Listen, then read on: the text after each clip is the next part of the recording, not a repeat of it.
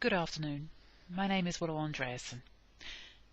Over the past few days I've been recording myself narrating chapters from my 2013 book, A Journey into the Mysteries of Life, Lessons from the World Beyond, Book 1, The End of the Beginning.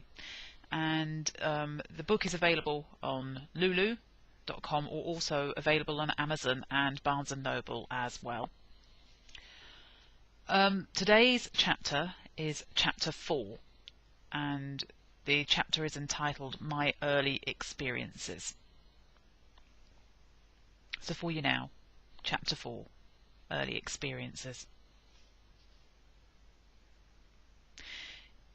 It can be safely said that I was no stranger to what could be termed as paranormal experiences prior to the passings of my grandparents and my sister.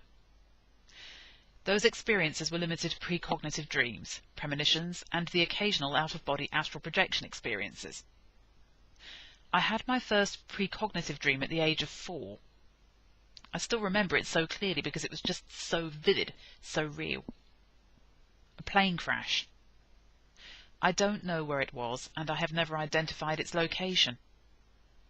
I just saw this plane, split in two, lying on a field outside a major airport. I had assumed it could have been Heathrow. The only crash around the Heathrow area during that particular era, early 1970s, occurred in June 1972.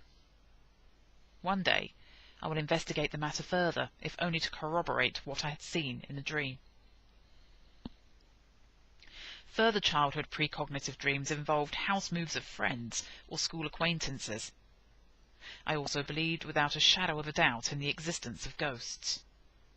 The woodwork block at my old middle school was reputedly haunted by an old man who didn't like children. Senior pupils would scare the wits out of new pupils with tales of the haunting, complete with mischievous glints in their eyes. Something did happen in the old woodwork block. A dear friend of my brother, no doubt fired up by films such as The Exorcist, decided that the matter needed clearing up once and for all, somewhat unwisely deciding that a séance in the alleged location of the haunting would cure the ails plaguing the block. Gathering a group of like-minded acquaintances, a plan of action was formulated. Knowing the teachers would not be so receptive to the idea, the group decided that the séance would take place after school lessons had finished. One member of the group agreed to act as lookout for wandering staff, which was an easier task during the 1970s, as CCTV cameras weren't in prolific use in schools back then. And so the scene was set. After school had finished for the day, the group managed to slip into the building unnoticed by teaching staff. They formed a circle, linking their energies by holding hands. My friend, taking charge of the situation, commanded that the ghost let them know if he was there, that he should knock 3 times to confirm his presence.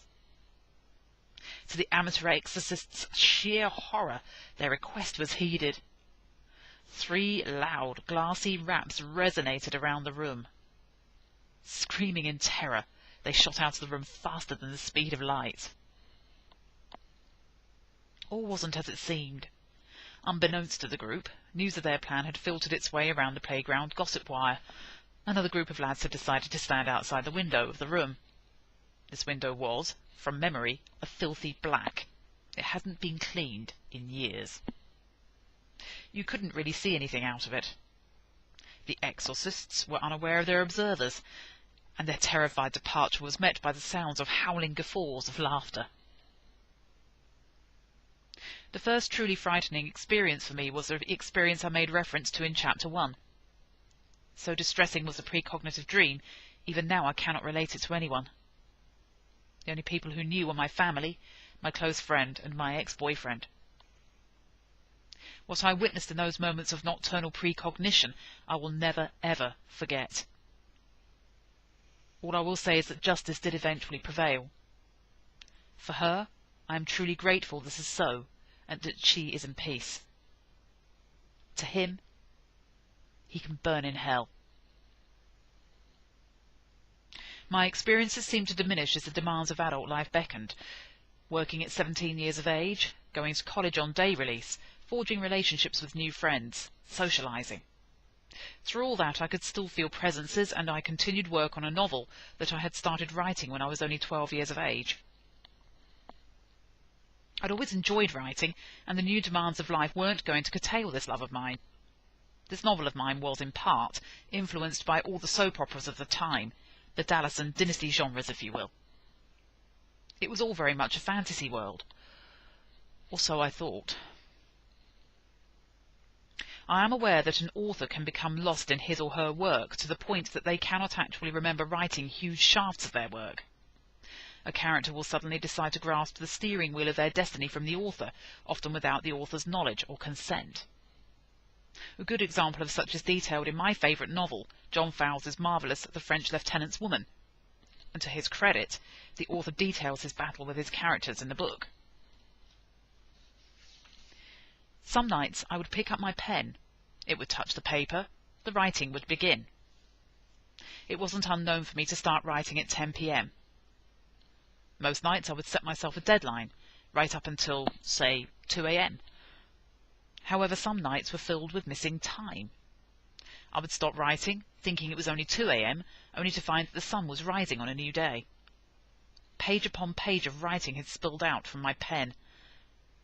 What was more intriguing to me was that I had no memory of writing the words, and that the storyline had veered way off the originally intended path. More mysterious, though, the subjects detailed aspects of life that I had had little or no previous knowledge about. One particular storyline centred around dual cancer diagnoses in members of the same family. The younger member of the family had been diagnosed with pancreatic stomach cancer at a relatively young age, and had been undergoing treatment for some time. A prolonged period of remission was coming to an end. Her great-grandfather, who she called grandfather, was also unwell. The family knew he was unwell, but were unaware that he, too, was suffering from cancer. He had dropped hints to his young great-granddaughter that he fully understood how jaded she felt, empathizing with her weariness of constantly battling an illness she wasn't sure she was going to conquer. He had stopped short of outright admitting he had had the same condition as her. I had written details of their quiet afternoon together, wandering the grounds of their family home, prior to the girl's return to England. She knew that she would see her great-grandfather once more, but that it wouldn't be on earth. Her last words to him were, "I'll see you soon." Within months, the great-grandfather died from a cancer he had kept to himself. The family returned to Italy for his funeral. His great-granddaughter touches her great-grandfather's coffin and whispers once more that she'll see him soon. She keeps her promise and joins him less than 3 months later. I had not intended this course for the storyline for the characters at all. This evolved during one of the nights of missing time. My knowledge of cancer wasn't tremendous. I knew my great-grandparents had died from cancer, but that it was very much induced from their heavy smoking habits. I knew chemotherapy was the standard form of treatment during the 1980s. Other than that, my knowledge of oncology was naive at best. The full significance of this storyline only really impacted upon me in my late 20s. Bar locations, the parallels between my 1987 storyline and the true events of 1995 to 1996 were uncanny. So disturbed was I from these similarities, I tore up the original jottings and rewrote the story. A later precognitive dream concerned my sister. I will say that she was already in an irreversible comatose state by the night of this dream. In this dream, Mum and I were going through my sister's bedroom, tidying things away after her passing.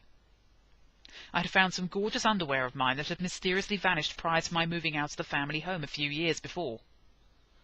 I remarked to Mum, I had a feeling they were here. Comatose or not, my sister needed some clean clothes for her daily change. I volunteered to run the errand, as I was popping home to see my then-partner and our baby daughter anyhow. What did I find as I searched through my sister's drawer for clean underwear? And yes, my sister passed away the next day. My grandfather's and sister's passings were painful times for us as a family. I mourned less for myself, for my belief was that communication would occur somehow. My grief was felt for my baby daughter. She would never know these two brilliant souls who adored her, who were making plans to spend so much time with her. Thing is, though, I was wrong on both counts. I was so wrong. For I was to find out that death does not exist.